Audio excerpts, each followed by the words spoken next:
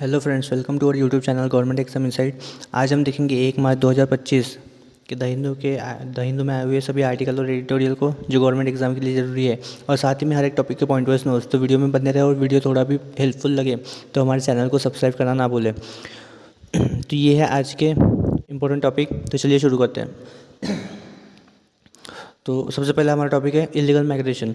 तो illegal migration का मतलब होता है कि जब लोग बिना लीगल परमिशन के एक कंट्री से दूसरी कंट्री में चल जाते हैं। ये अलग अलग रीज़न की वजह से होता है, जैसे नौकरी की तलाश में, सुरक्षा की ज़रूरत या परिवार से मिलने की इच्छा। लीगल डॉक्यूमेंट ना होने की वजह से माइग्रेंट को बहुत दिक्कतों का सामना करना पड़ता है।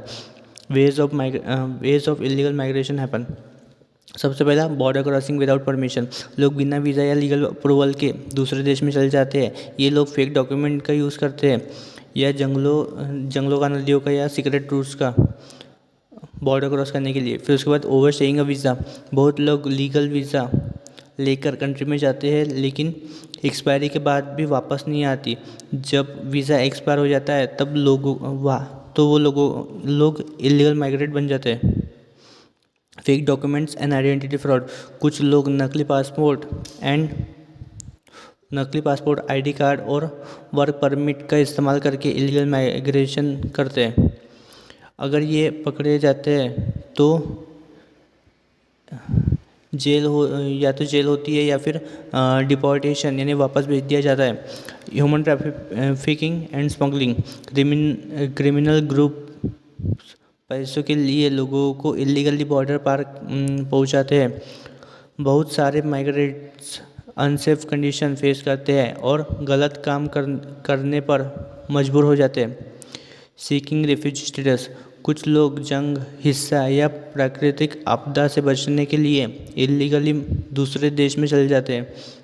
अगर ये साबित हो जाए कि उनकी जान को असली खतरा है तो उन्हें रिफ्यूजी प्रोटेक्शन मिल सकती है।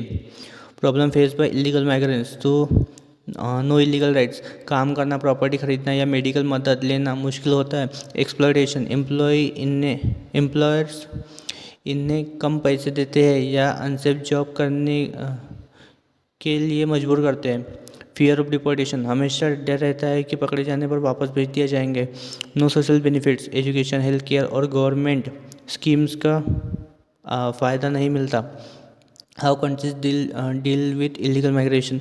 Stronger border security. ज़्यादा फेंस गार्ड्स और टेक्नोलॉजी का इस्तेमाल इलीगल एंट्री के लिए होता है। Strict immigration laws. Illegal migrants और उनकी मदद करने वालों पर सख्त कानूनी कार्रवाई होती है। Legal work program. कुछ कंट्रीज टेम्पररी वर्क परमिट देकर माइग्रेशन को कंट्रोल कर सकती है। Deportation and detention centres.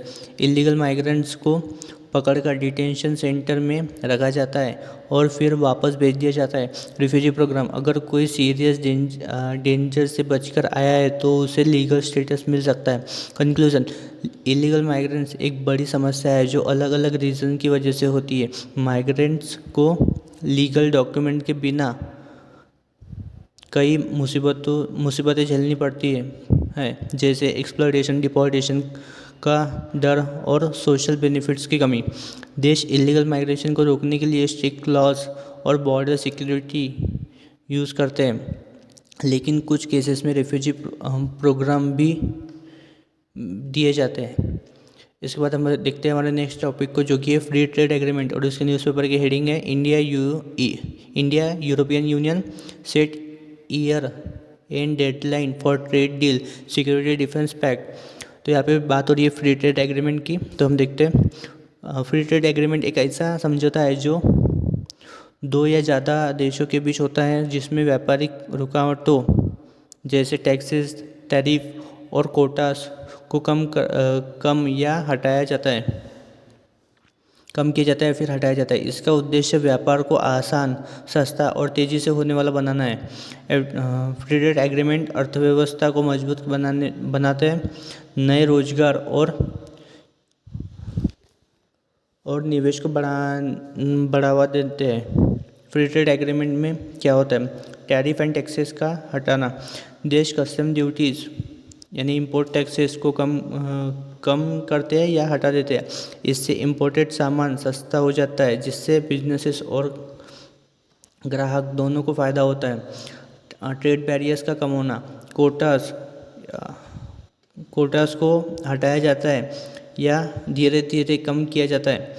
इससे देशों के बीच अधिक माल और सेवाएं आसान तरीके से पहुंच सकती है। बिजनेस एंड निवेश का बढ़ावा, कंपनीज बिना एक्स्ट्रा कॉस्ट के नए बाज़ारों में अपना व्यापार बढ़ा सकती है। इन्वेस्टर ज़्यादा निवेश करने के लिए उत्साहित होते हैं, जो इकोनॉमिक ग्रोथ में मदद करता है। फॉरेन मार्केट्स में अच्छी पहुंच, देश अपने प्रोडक्ट और सर्विसेज को आसानी से एक्सपोर्ट कर सकते हैं। बिजनेसेस को अधिक मुनाफा मिलता है और व्यापार सुधरता है। Fair and transparent trade routes, अलग अलग देशों की कंपनीज के बीच में स्वच्छ और ईमानदारी भरा फेयर कंपटीशन होता है। ये गलत व्यापारिक प्रैक्टिस जैसे डंपिंग सामान को बहुत सस्ते दाम पर बेचने से बचाता है। फ्री ट्रेड एग्रीमेंट के फ़ायदे क्या हैं? तो ग्राहकों के लिए सस्ते दाम, टैरिफ हटाने से प्रोडक्ट और सेवाएं सस्ती हो जाती है। नए रोजगार और इकोनॉमिक ग्रोथ, बिजनेस का विकास होता है जो नए रोजगार को बढ़ावा देता है। फिर एक्सपोर्ट में वृद्धि, देश ज़्यादा माल बेच सकते हैं, जिससे अर्थव्यवस्था मजबूत होती है। विदेशी निवेश में बढ़ोतरी, इन्वेस्टर ज़्यादा पैसा लगाने के लिए प्रेरित होते हैं, जो देश की अर्थव्यवस्था को सुधारते हैं। फिर इंटरनेशनल संबंध मजबूत होते हैं। व्यापार से देशों के बीच राजनीतिक और आर्थिक संबंध मजबूत होते हैं। फ्री ट्रेड एग्रीमेंट की चुनौतियाँ और नुकसान, देखते हैं तो लोकल बिजनेसेस, छोटी कंपनियां सस्ते विदेशी प्रोडक्ट के साथ compete नहीं कर पाती। फिर कुछ क्षेत्रों में रोजगार का नुकसान, कुछ इंडस्ट्रीज नए कंपटीशन की वजह से जॉब गंवा सकती है। किसानों पर प्रभाव, सस्ते विदेशी खेती प्रोडक्ट स्थानीय किसानों के लिए समस्या खड़ी कर सकती है। ट्रेड इम्बैलेंस, कुछ देश ज़्यादा एक्सपोर्ट करते हैं और कुछ सिर्फ इंपोर्ट करते हैं, जो आर्थिक असंतुलन बना सकते हैं। फ्री ट्रेड एग्रीमेंट कैसे बनता है? तो निगोशिएशन, देश टैरिफ कट, निवेश के नियम और मार्केट एक्सेस जैसे मुद्दों पर बात करते हैं। साइनिंग द एग्रीमेंट, दोनों पक्ष सहमति बनाते हैं और समझौता साइन करते हैं। गवर्नमेंट अप्रूवल, हर देश अपनी सरकार द्वारा फ्री ट्रेड एग्रीमेंट को मंजूर करवाता है। फिर इम्प्लीमेंटेशन, एग्रीमेंट लागू होता है और नए ट्रेड रूल्स प्रभावित होते हैं। Important examples of the free trade agreement, तो वर्ल्ड ट्रेड ऑर्गेनाइजेशन एग्रीमेंट, दुनिया के अधिकतर देश इन व्यापारिक नियमों का पालन करते हैं। भारत के इम्पोर्टेंट FTAs देखते हैं तो इंडिया एशियन FTA, भारत और साउथ ईस्ट एशियन देशों के बीच व्यापार समझौता। इंडिया UAE CEPA, भारत और UAE के बीच एक फ्री ट्रेड एग्रीमेंट जो व्यापार बढ़ाता है। फिर USMCA, United state Mexico Canada agreement, north America के बीच ट्रेड डील।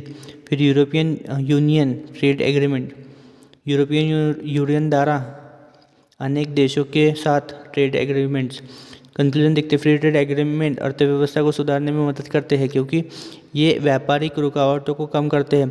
ये नए रोजगार और विदेशी निवेश बढ़ाते हैं, पर छोटी इंडस्ट्रीज और किसानों के लिए चुनौतियां भी खड़ी कर सकते हैं। हर देश को इस व्यापारिक समझौते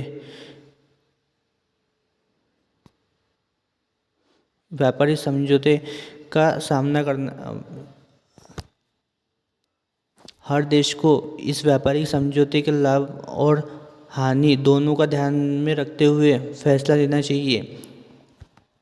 तो इसके बाद हम देखते हैं हमारे नेक्स्ट टॉपिक को, जो कि है इंडियन इकोनॉमी, और इसके न्यूज़पेपर की हेडिंग है India must has an reform to speed up growth World Bank. तो economic reform World Bank recommendation. तो इकोनॉमिक रिफॉर्म का मतलब है कि अर्थव्यवस्था को बेहतर बनाने के लिए नीति में बदलाव।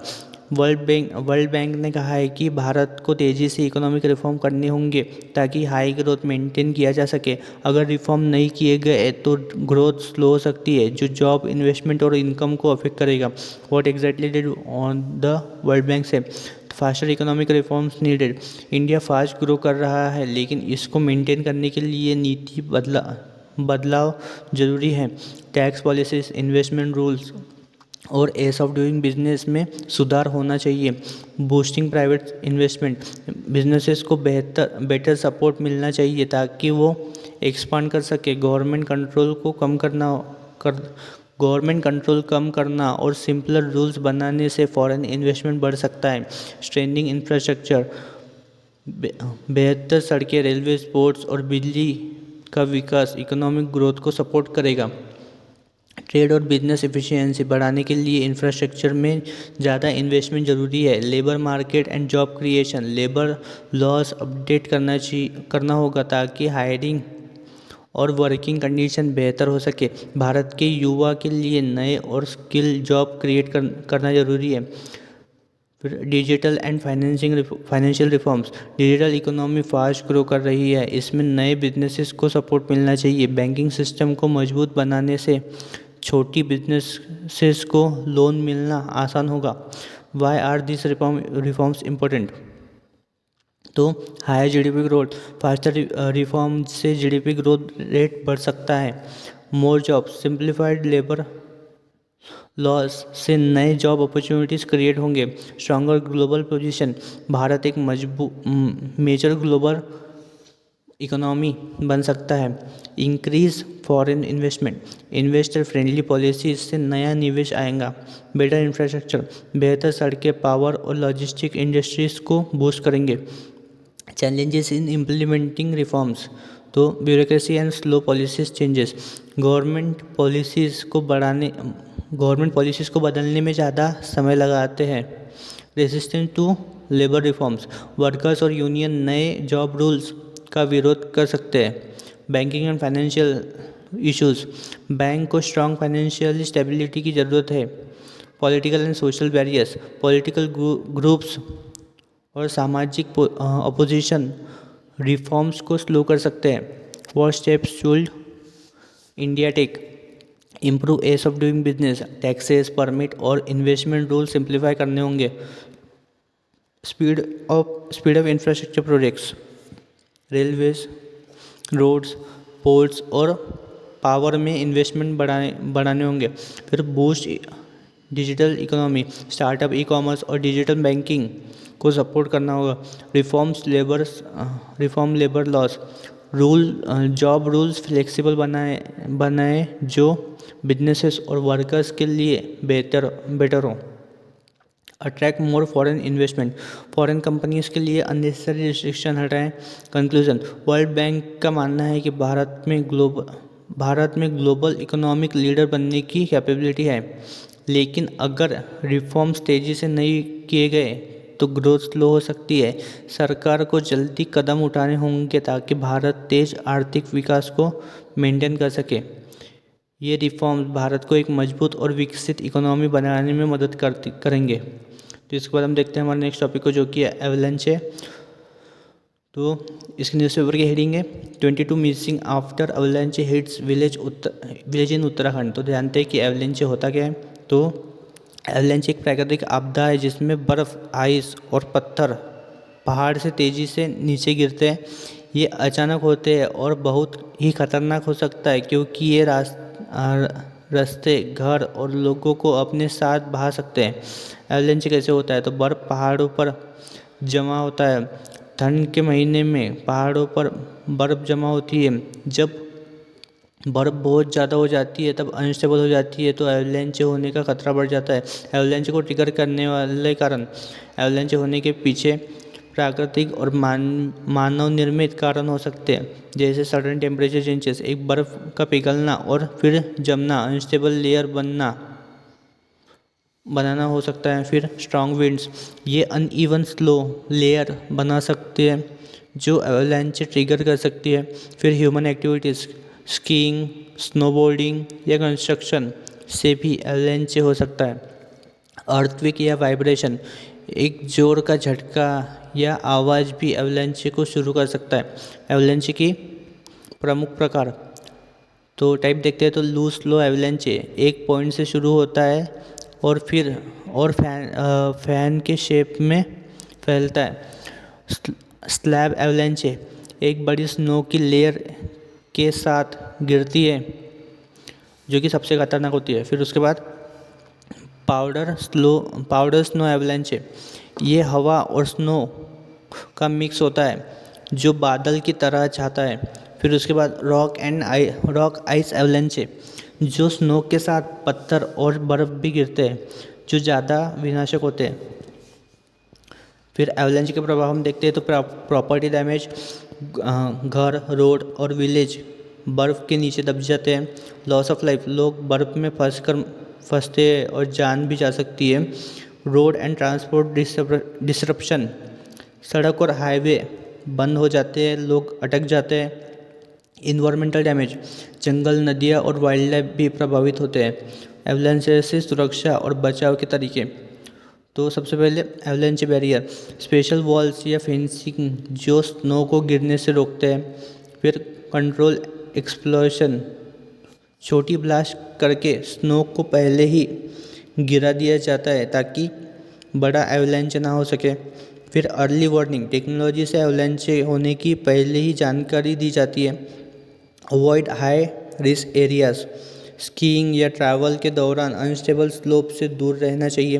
एवलांच में फंसे तो क्या करें, तो साइडवेज मूव करने की कोशिश करना चाहिए। एवलांच सीधे सीधे नीचे गिरता है, इसलिए साइड की तरफ भागना बेहतर है। फिर एक हाथ स्नो के ऊपर रखें ताकि रेस्क्यूअर को आपको ढूंढने में आसानी हो।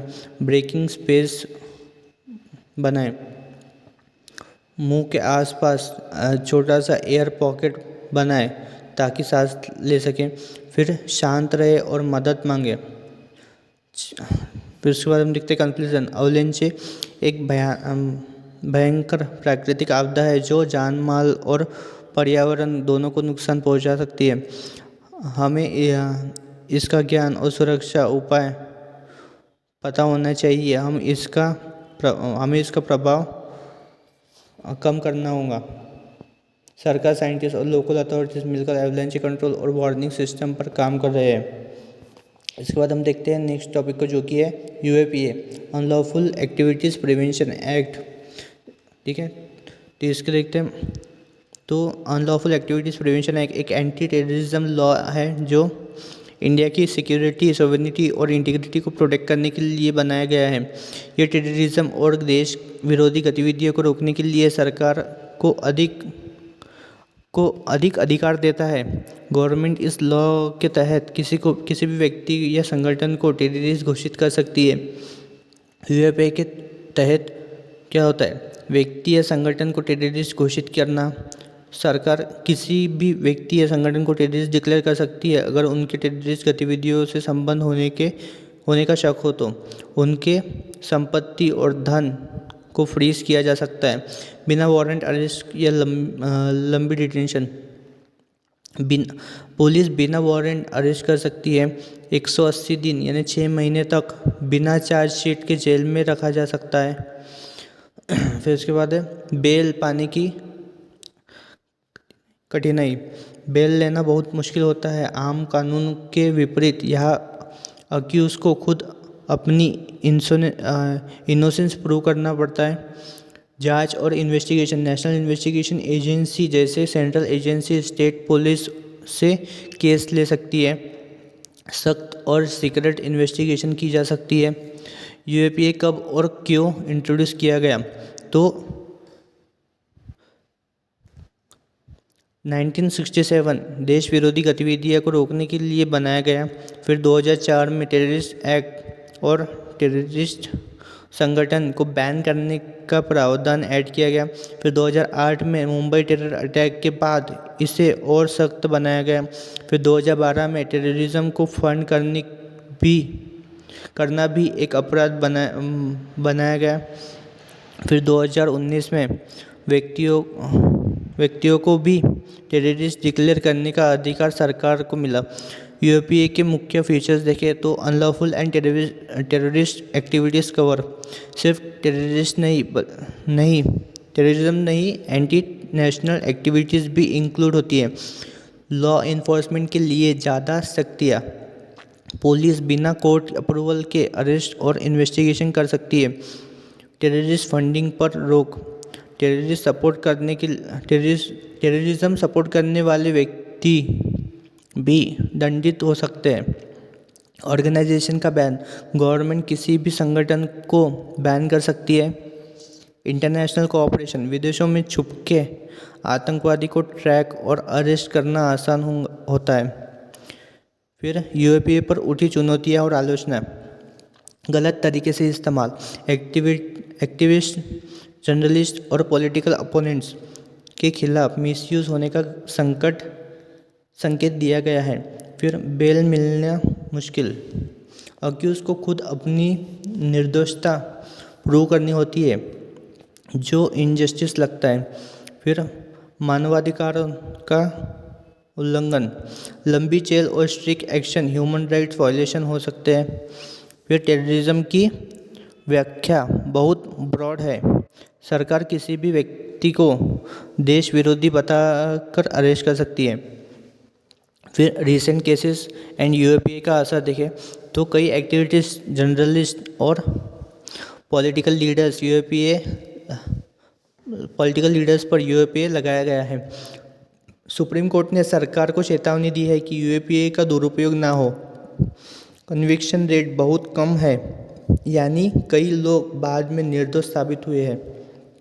कंक्लूजन, यूएपीए एक सख्त कानून है जो टेररिज्म और अनलॉफुल एक्टिविटीज़ को रोकने में मदद करता है, लेकिन इस पर ये आरोप भी है कि इसका दुरुपयोग होता है, जो फ्रीडम ऑफ स्पीच और ह्यूमन राइट्स के खिलाफ है।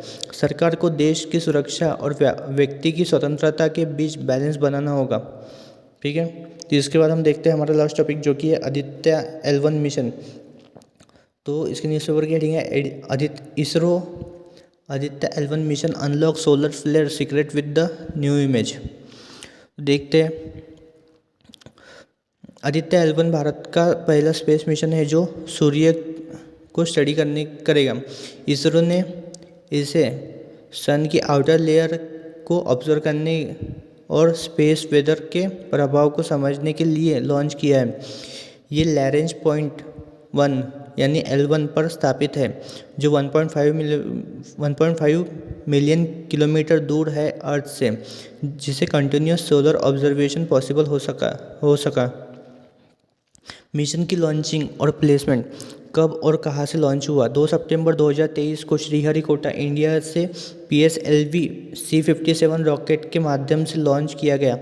लॉन्च के बाद ये मल्टीपल अर्थ ऑर्बिट पूरा करने के बाद L1 पॉइंट तक पहुंच गया, जो 4 महीने का सफ़र था। L1 पॉइंट क्यों चुना गया? L1 एक खास लोकेशन है जहां अर्थ और सन का ग्रेविटेशनल पुल बैलेंस होता है, जिसे सैटेलाइट एक स्टेबल ऑर्बिट में रहता है। यहाँ से कंटिन्यूस सोलर ऑब्जर्वेशन बिना किसी इक्लिप्स या ऑब्स्टेकल्स के हो सकता है। आदित्य L1 मिशन के साइंटिफिक गोल्स, सोलर एक्टिविटी का observation, solar flares, CME coronal mass ejection और सोलर स्टॉर्म्स को स्टडी करना।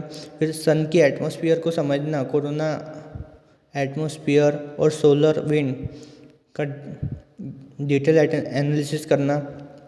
फिर space weather monitoring, geomagnetic storms predict करने में मदद करेगा, जो अर्थ के सैटेलाइट और पावर ग्रिड्स को इम्पैक्ट कर सकते हैं। फिर सन के मैग्नेटिक फील्ड की स्टडी करेगा, मैग्नेटिक फील्ड और स्पेस वेदर के बीच के संबंध को समझेगा। फिर उसके बाद देखते हैं इंस्ट्रूमेंट ऑनबोर्डिंग आदित्य L1। तो VELC visible emission line coronagraph, तो कोरोना को स्टडी करेगा। फिर solar ultraviolet imaging telescope sun की यूवी इमेज कैप्चर करेगा। फिर solar low energy X-ray spectrometer X-ray from solar flares को ऑब्जर्व करेगा। फिर high energy L1 orbit X-ray spectrometer, तो हाई एनर्जी सोलर रेडिएशन को मेज़र करेगा। फिर Aditya solar particle experiment sun से इमिट होने वाले पार्टिकल को स्टडी करेगा। फिर plasma analyser package for Aditya solar wind का कंपोजिशन एनालाइज करेगा। फिर मैग्नेटोमीटर स्पेस में मैग्नेटिक फील्ड मेजर करेगा। आदित्य L1 मिशन की इम्पोर्टेंस, पहला इंडियन सोलर मिशन है। भारत उन नेशन में शामिल हो गया है जो सन को स्पेस में स्टडी कर रहे हैं। बेहतर space weather prediction, satellite GPS और कम्युनिकेशन सिस्टम को प्रोजेक्ट करने में मदद मिलेगी। इसरो की तकनीकी शक्ति बढ़ेगी। इंडिया के स्पेस रिसर्च और टेक्नोलॉजी को नया बूस्ट मिलेगा। सोलर फिजिक्स में एडवांसमेंट, सोलर स्टॉर्म और उनके अर्थ पर होने वाले प्रभाव को समझने में मदद मिलेगी। मिशन के challenge, long distance travel 1.5 million kilometre का सफ़र 4 महीने में पूरा किया। फिर high precision observation, solar data बिना किसी इंटरफेरेंस के कैप्चर करना मुश्किल होता है। फिर extreme heat from the sun, instrument को सन की इंटेंस रेडिएशन से बचाना था। फिर भविष्य में सोलर एक्सप्लोरेशन, आदित्य L1 सिर्फ शुरुआत है भारत के सोलर रिसर्च की। भविष्य में लैंडर्स और प्रोब्स को और भी नज़दीक भेजने की संभावना है। ये mission better space weather prediction system develop करने में भी मदद करेगा। कंक्लूजन, आदित्य L1 एक महत्वपूर्ण माइलस्टोन है भारत के स्पेस प्रोग्राम के लिए। मिशन सन को समझने और स्पेस वेदर प्रिडिक्ट करने में बहुत मदद करेगा। ये भारत को सोलर साइंस और डीप स्पेस एक्सप्लोरेशन में एक ग्लोबल लीडर बनाने की तरफ एक बड़ा कदम है। तो ये थे आज के हमारे द हिंदू के डिस्कशन। वीडियो थोड़ा भी हेल्पफुल लगा होगा तो हमारे चैनल को सब्सक्राइब करना ना भूलना। Thank you.